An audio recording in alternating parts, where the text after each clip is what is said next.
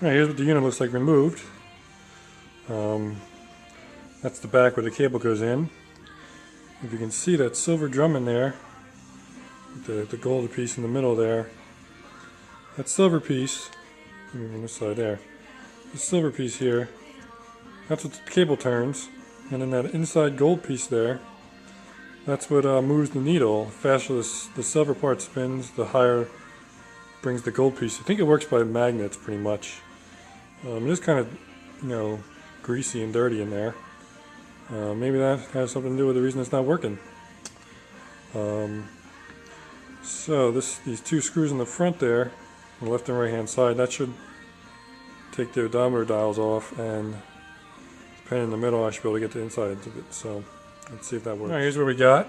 I took those screws out, two silver screws on the front here, and this piece will come out. And that's the gold piece, or copper colored piece we were looking at before.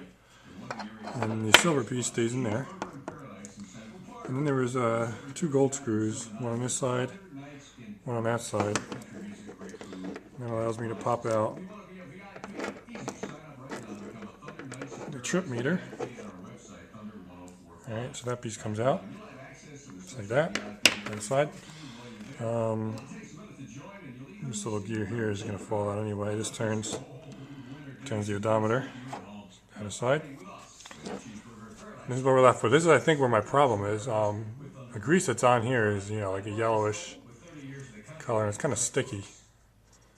So I think what's happening is there's a little groove in here that copper colored piece sits in. That this piece sits inside of here. So I think what might be happening is this piece might not be spinning as free as it could. In fact, that even feels a little sticky in there. So perhaps that little axle that goes through the center here, goes from behind here to here where the needle goes, perhaps that needs to be oiled up a little bit. Get it to spin a little freer. And I'll probably try and clean this out, and then oil this back up and see what happens. I don't think I can get this out of here though. And then I assume this piece here is the speed sensor in the truck.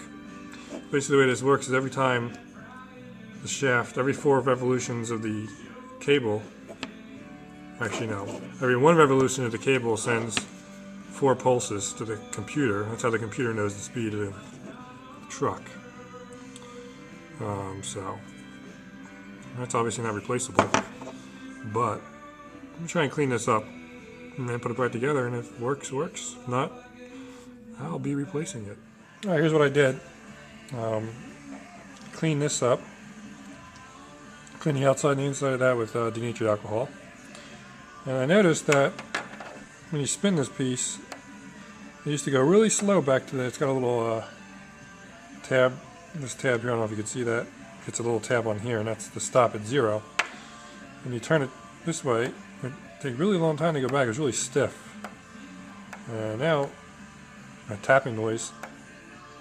I have to hit the stop. It goes back nice and quickly.